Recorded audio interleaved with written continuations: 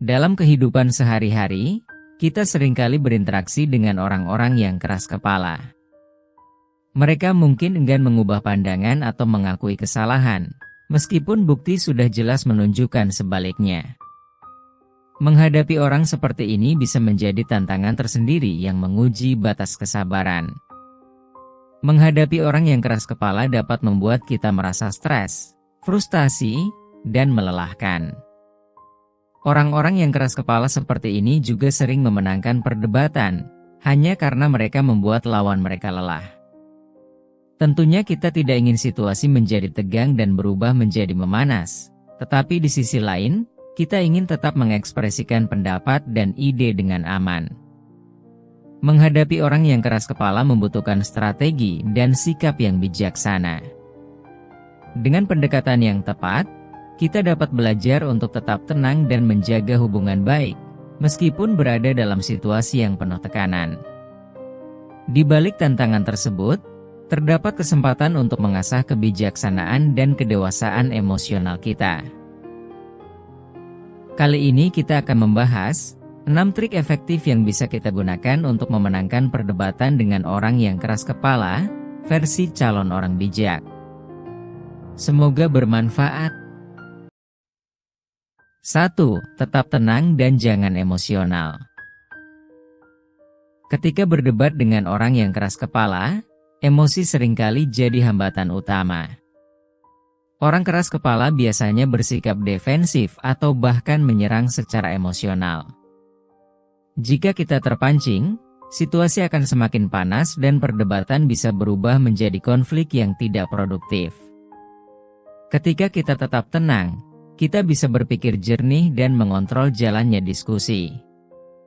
Sebaliknya, jika emosi mengambil alih, kita mungkin akan mengatakan hal-hal yang tidak relevan atau bahkan menyesal nantinya. Dalam perdebatan, orang yang terlihat tenang dan fokus cenderung lebih dipercaya daripada orang yang emosional dan terkesan menyerang. Jika merasa emosi mulai naik, tarik napas dalam-dalam beberapa kali. Ini membantu menenangkan pikiran dan mengurangi stres.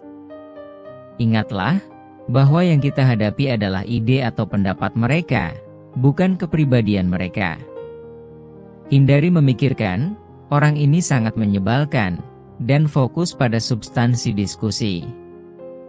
Jika situasi mulai memanas, jangan ragu untuk meminta jeda sejenak. Misalnya mengatakan, bagaimana kalau kita istirahat sebentar dan lanjut lagi setelah lebih tenang?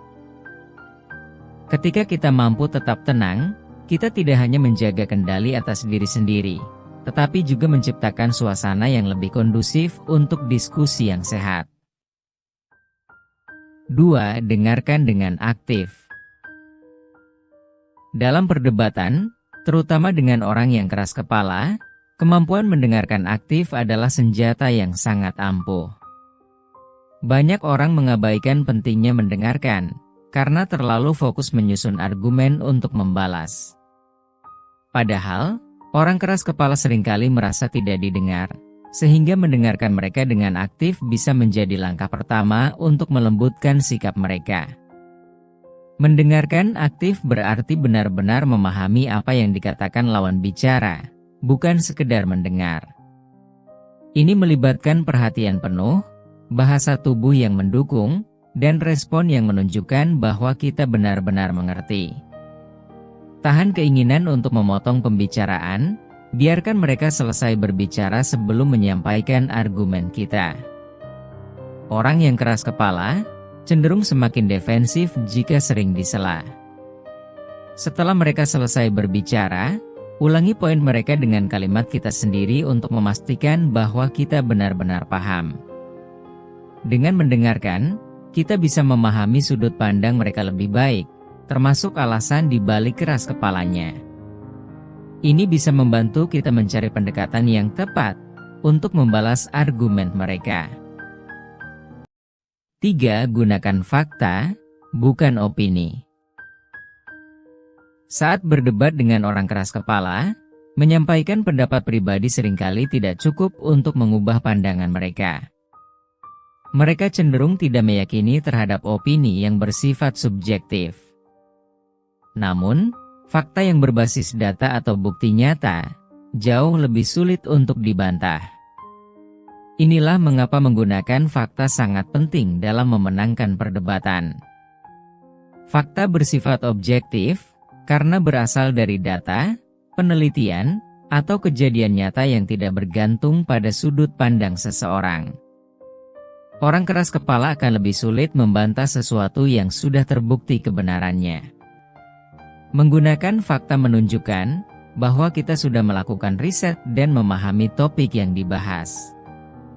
Ini memberikan kesan bahwa argumen kita kuat dan dapat dipercaya. Jangan sekali-kali memanipulasi data atau memutarbalikkan fakta untuk mendukung argumen kita, karena akan merusak kredibilitas kita jika kebohongan itu terbongkar. Gunakan fakta untuk menjelaskan, bukan untuk menyerang. Nada yang terlalu agresif bisa membuat mereka defensif, bahkan meskipun fakta itu benar. Dengan menggunakan fakta, ini tidak hanya memperkuat argumen kita, tetapi juga menunjukkan bahwa kita berbicara berdasarkan pengetahuan yang solid. Fakta memberikan fondasi yang kokoh untuk memenangkan perdebatan, bahkan dengan orang yang paling keras kepala. 4. Ajukan pertanyaan cerdas. Menghadapi orang keras kepala dalam perdebatan, tidak selalu harus dengan membantah langsung. Kadang, strategi terbaik adalah mengajukan pertanyaan cerdas. Pertanyaan yang tepat bisa membuat mereka berpikir ulang, bahkan tanpa merasa bahwa pendapat mereka sedang diserang.